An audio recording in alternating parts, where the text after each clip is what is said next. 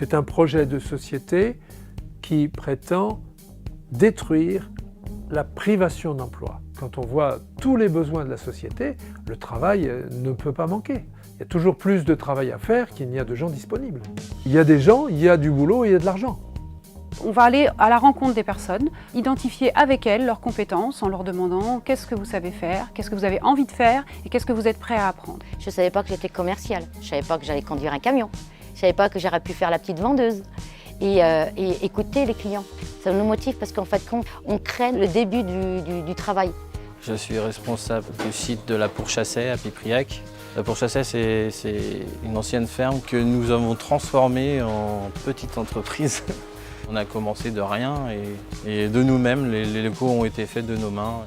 On a des solutions qui sont définies à un niveau local, qui sont définies par les acteurs locaux, par les personnes privées d'emploi elles-mêmes. Et donc on ne fait pas pour quelqu'un, on fait avec les personnes.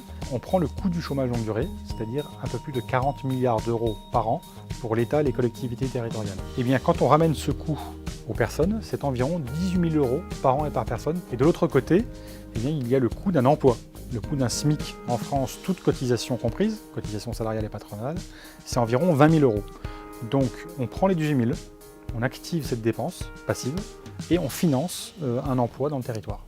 C'est ce qu'on appelle l'activation des dépenses passives. L'idée géniale des entreprises à but d'emploi, c'est de développer des activités qui n'existent pas aujourd'hui, c'est-à-dire de venir débloquer du travail supplémentaire.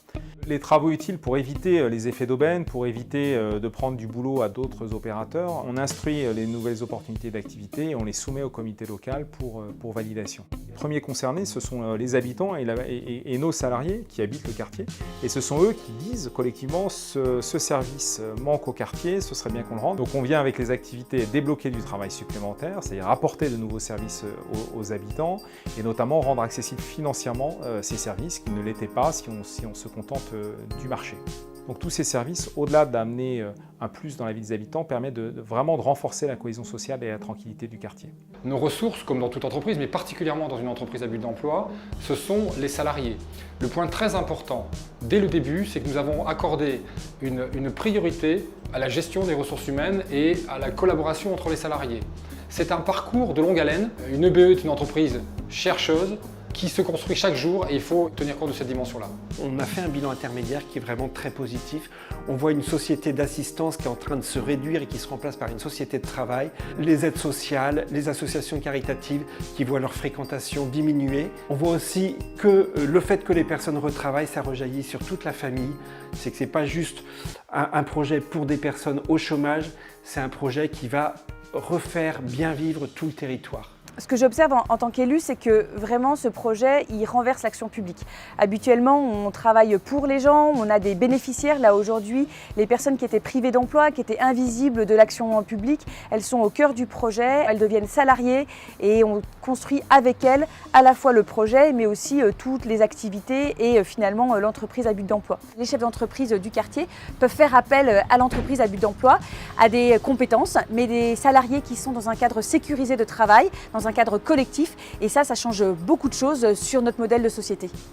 Il y aura toujours des personnes qui vont dresser la liste des raisons pour lesquelles il ne faut pas le faire. Nous, on est plutôt partisans de cette France dans les territoires qui se mobilisent, qui trouvent des solutions, qui les inventent, qui les créent, qui reposent sur la confiance, sur l'optimisme. Non, on n'avait pas tout essayé contre le chômage jusqu'à territoire zéro chômage longue durée. Il y a des solutions, elles existent, nous le prouvons. Donc on doit les mobiliser partout où c'est possible, partout où il y a des volontés. On agit à un niveau local, au plus près de là où on vit finalement, et c'est ce qui fait la force du projet.